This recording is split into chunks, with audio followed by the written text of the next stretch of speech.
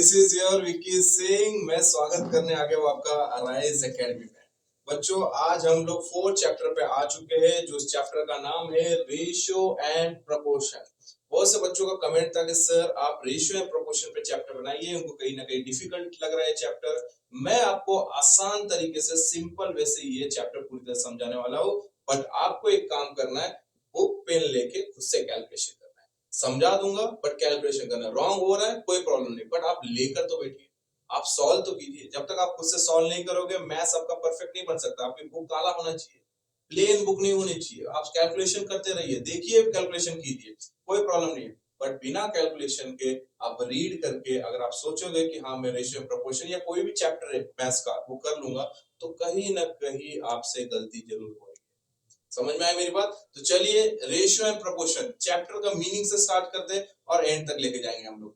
क्या है ratio and proportion? Ratio मतलब क्या? रेशियो मतलब ऐसा कि दो क्वांटिटी के बीच का रिलेशन, दो क्वांटिटी के बीच का कोई तो एक रिलेशन होगा, कोई तो एक कांस्टेंट टर्म होता है।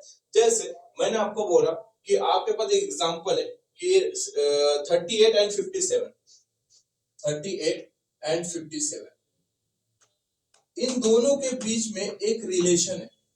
क्या रिलेशन है? कि 38 एंड 57 के बीच में ये एक रिलेशन है। सबसे पहले हम जो रेशियो है इसको अपॉन फॉर्म में कैसे लिखेंगे? 38 अपॉन 57। समझ में बच्चों? तो 38 और 57 का सिंपलेस्ट फॉर्म क्या? 19, 19 टू सा एंड 19 थ्री सा, 19 टू सा एंड 19 थ्री सा। मतलब ये जो 19 है, ये जो 19 है यही इसके बीच का रिलेशन है। ये 19 कांस्टेंट है, जिसको हम लोग किससे डिनोट करेंगे? के से। ये जो 19 है ये इनके बीच का क्या है? कांस्टेंट टर्म, जो इसका रिलेशन डिफाइन कर रहा है। तो एक्चुअली इसका जो रेशियो होगा वो होगा 2:3 और ये सिंपलेस्ट फॉर्म में होगा। 2:3 किस फॉर्म में होगा? सिंपलेस्ट फॉर्म में होगा। तो इसी को हम लोग रेशियो कहेंगे। एक और एक एग्जांपल के तौर पे बताऊंगा मैं। जैसा मैंने आपको बोला कि दो पेड़ है, इन दोनों पेड़ का, ये दोनों ट्री का अगर हम लोग हाइट नापे मीटर में, तो मैं बोलूं इसकी जो हाइट है वो 3:5 है। अगर दोनों की हाइट मीटर में 3:5 है, तो इसका मतलब क्या हुआ? इसका मतलब ये हुआ बच्चों कि ये वाला जो फर्स्ट वाला जो पेड़ है उसका 3 मीटर का हो, और सेकेंड वाला जो पेड़ है वो कितने मीटर का? 5 मीटर का। एक ये हो गया। दूसरा क्या हो सकता है? हो सकता है कि ये जो पेड़ है ये 9 मीटर का है और ये जो पेड़ है ये 15 मीटर का है। आप बोले सर ये क्यों, ये कैसे हो सकता है? ऑब्वियसली हो सकता है, क्योंकि 9 और 15 के बीच में एक रिलेशन है। वो रिलेशन कौन है? 3 का रिलेशन। कैसे? मतलब मैं 9 को कैसे लिखता? 3 इंटू 3 और 15 को कैसे लिखता? 3 इंटू 5। देखिए यही तो हमारा के है, यही तो हमारा के है। जैसे इसमें हमारा 19 के था, 19 कांस्टेंट था, यही तो हमारा के है, मतलब 3 हमारा कांस्टेंट। तो आंसर क्या आ रहा? 3:5। समझ में आया मेरे बच्चों? तो यही रेशियो होता है, दो क्वांटिटी के बीच का एक कांस्टेंट रिलेशन, एक कांस्टेंट रिलेशन। और वो कांस्टेंट रिलेशन क्या होता है? उस क्वांटिटी को सिंप्लीफिकेशन करता है। क्या करता है? सिंप्लीफिकेशन करता है। और यही सिंप्लीफिकेशन हमारा रेशियो फॉर्म में हम लिख सकते हैं। मतलब इसको कैसे डिनोट करेंगे? 3:5। अदरवाइज हम रेशियो को कैसे पढ़ेंगे? जैसे ए टू बी, इसको रिटर्न एज कैसे करेंगे? A ratio B. ये हम मतलब लिखने का टाइम हम A:B लिख सकते हैं। बट जब हम पढ़ेंगे इसको कैसे बोलेंगे? A:B। कैसे पढ़ेंगे बच्चों? A:B। जैसे एग्जांपल मैंने लिखा 2:3 और मैं इसको पढ़ूंगा कैसे? 2:3। कैसे पढ़ूंगा बच्चों? 2:3। आप पॉइंट्स को ध्यान रखिए, कंसेप्ट ध्यान रखिए। In the ratio A:B, A is called predecessor, मतलब जिसको हम फर्स्ट टर्म बोलेंगे, और B इज कॉल्ड सक्सेसर, जिसको हम लोग सेकंड टर्म बोलेंगे। अभी देखिए प्रीडिसर मतलब जैसे हमने यहां पे लिखा 2/3 लिखा, ये हमारा आंसर क्या है इसका? 2/3, मतलब 2:2। तो ये जो मेरा फर्स्ट टर्म है, ये मेरा क्या है बच्चों? A है। फर्स्ट टर्म क्या है? A, जिसको हम क्या बोलेंगे? प्रीडिसर। और जो 3 है वो हमारा क्या है? सेकंड टर्म है। मतलब न्यूमरेटर वाला जो चीज है वो आपका फर्स्ट टर्म होगा और डिनोमिनेटर वाली जो चीज है वो आपका सेकंड टर्म होगा। समझ में आई बात? इनका नाम है प्रीडिसर एंड सक्सेसर, जिसको हम बोल सकते हैं first term otherwise second term. First term आपका ए की वैल्यू जो न्यूमरेटर में होगा और जो डिनोमिनेटर में होगा वो आपका सेकंड टर्म होगा। बात ध्यान में आ गई?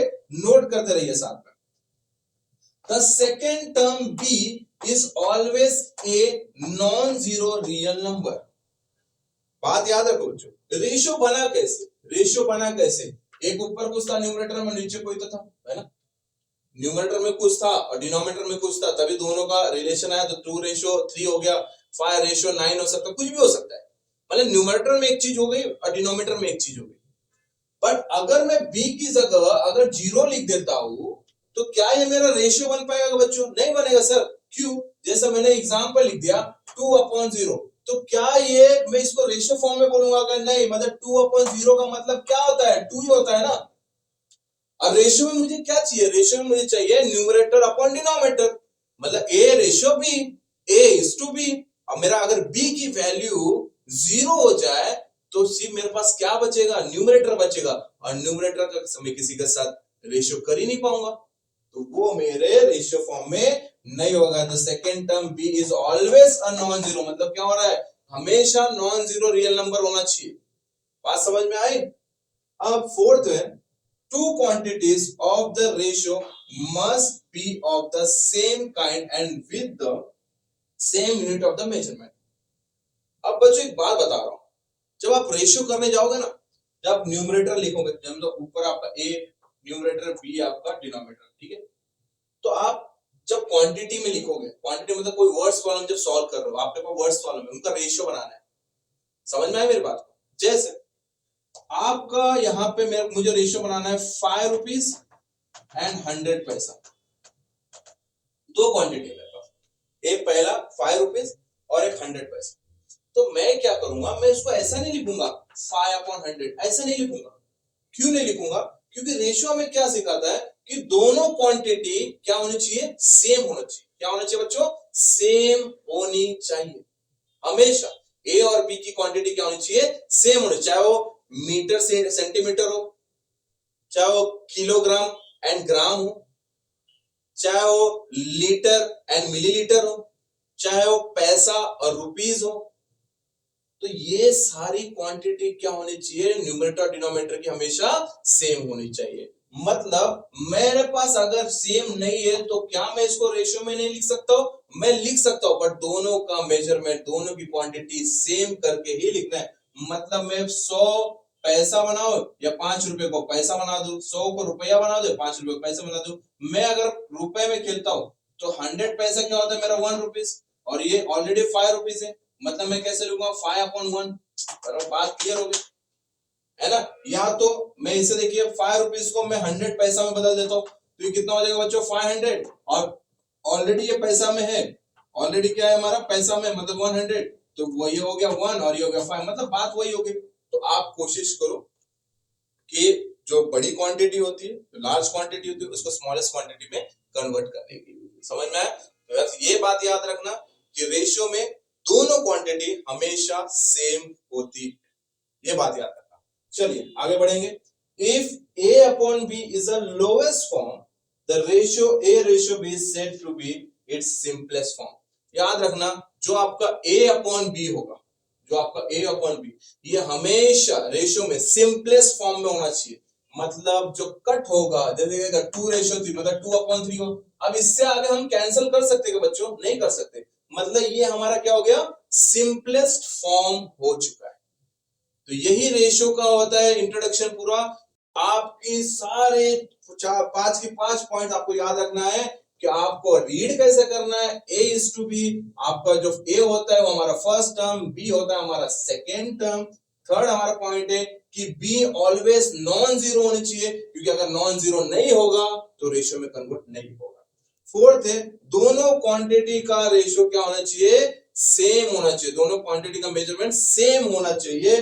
फिफ्थ वन है, हमारा जो a अपॉन b होता है वो सबसे लोवेस्ट फॉर्म, एंड उसको हम लोग रेशियो फॉर्म में सबसे सिंपलेस्ट फॉर्म में ही लिखेंगे। ऐसा नहीं हमने रेशियो लिख दिया 5:10, नहीं हो सकता है, क्योंकि 5:10 का मतलब होता है 5/10, 5 1 जा 5 2, मतलब इसका जो सिंपलेस्ट फॉर्म होता है ये होता है 1:2। समझ में आया बच्चों? तो यही हमारा 5 पॉइंट आपको याद रखना है, और इसके बेस में हम लोग रेशियो खेलेंगे। अब बात आती है प्रोपोर्शन क्या होता है? प्रोपोर्शन दो टाइप के होते हैं।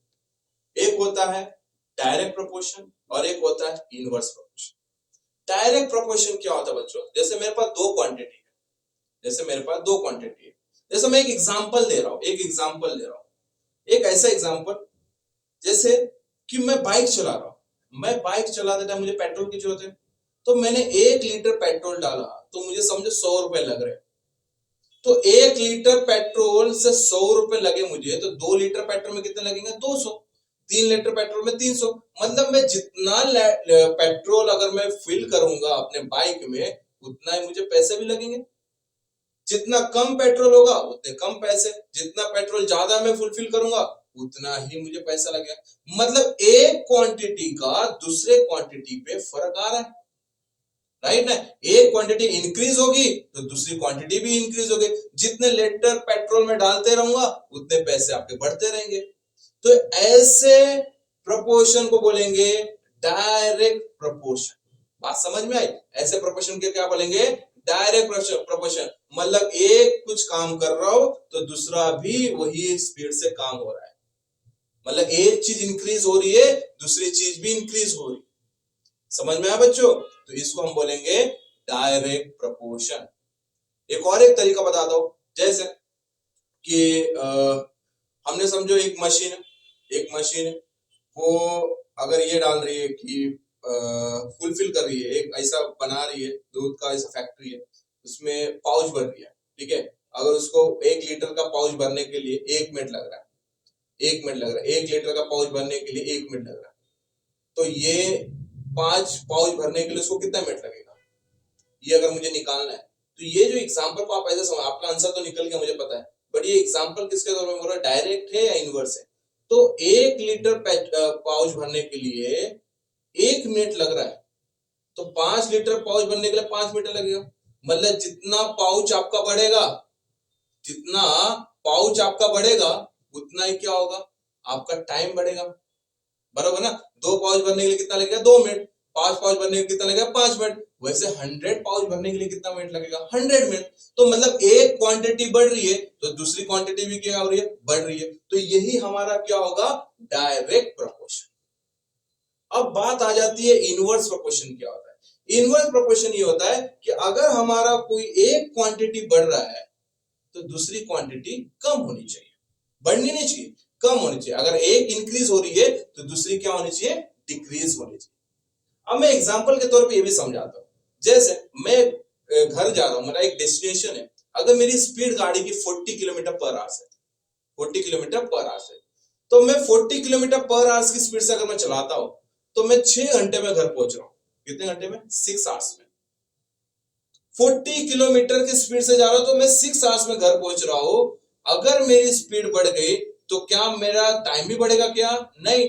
मैं जो 6 घंटे में पहुंच रहा था वो हो सकता है मैं 5 घंटे में पहुंच जाऊं। तो जैसे जैसे मेरी स्पीड बढ़ेगी बच्चों, वैसे वैसे क्या होगा, टाइम भी कम लगेगा। तो ऐसे क्वांटिटी को हम क्या, ऐसे प्रोपोर्शन को हम क्या बोलेंगे, इनवर्स प्रोपोर्शन। मतलब कोई चीज एक इंक्रीज होगी तो दूसरी डिक्रीज होगी, वो क्या होगा हमारा, इनवर्स प्रोपोर्शन। तो डायरेक्ट प्रोपोर्शन और इनवर्स प्रोपोर्शन में एक ही चीज का फर्क है। डायरेक्ट प्रोपोर्शन मतलब एक क्वांटिटी अगर बढ़ रही है तो दूसरी भी बढ़नी चाहिए, दूसरी भी बढ़ेगी, this is called as direct proportion. Inverse proportion क्या हो रहा है, एक क्वांटिटी अगर बढ़ रही है तो दूसरी क्वांटिटी क्या हो जाएगी, कम हो जाएगी। जितनी स्पीड से हम गाड़ी चलाएंगे उतने ही जल्दी हम पहुंचेंगे। एक एग्जांपल समझो, मुझे एक घर बनाने के लिए 6 मजदूर लग गए। एक घर बनाने के लिए मैंने 6 मजदूर लगा दिया, और 6 मजदूर जब काम कर रहे हैं तो पूरे 8 दिन में काम कंप्लीट हो रहा है। तो 6 वर्कर अगर काम किए तो 8 दिन में काम हो रहा है। तो मैंने अगर मजदूर बढ़ा दिया, मजदूर अगर मैंने इंक्रीज कर दिया, वर्कर अगर मैंने बढ़ा दिया, तो क्या वो काम 8 दिन में ही होगा क्या, नहीं, वो काम होगा आपके 8 दिन से कम, मतलब 6 दिन लग सकते हैं, 5 दिन लग सकते हैं। तो जैसे जैसे मेरे वर्कर्स बढ़ेंगे वैसे वैसे ही आपका काम जल्दी खत्म होगा। आपके जो 8 डेज लग रहे थे वो 6 डेज लग सकते हो सकता है 5 डेज लग सकते हैं, बट कम ही लगेंगे। समझ में आई मेरी बात? तो ये जो एग्जांपल जो हमने लास्ट के जो दिया, ये किसके बेस पे था, ये इनवर्स प्रोपोर्शन के बेस पे था। तो I hope so ratio and proportion का आपने बेसिक कंसेप्ट समझ लिया होगा। इसके बेस पे हम लोग क्वेश्चन सॉल्व करेंगे और बहुत आसान से समझेंगे। मैंने आपको स्टार्टिंग में बताया, आप बुक पेन लेके बैठिए, आप खुद से कैलकुलेशन समझ में आया बच्चों। तो ये आप कॉपी कर लीजिए, इसको स्क्रीनशॉट ले लीजिए। मैं आता हूं एक्सरसाइज फर्स्ट पे 4.1 पे।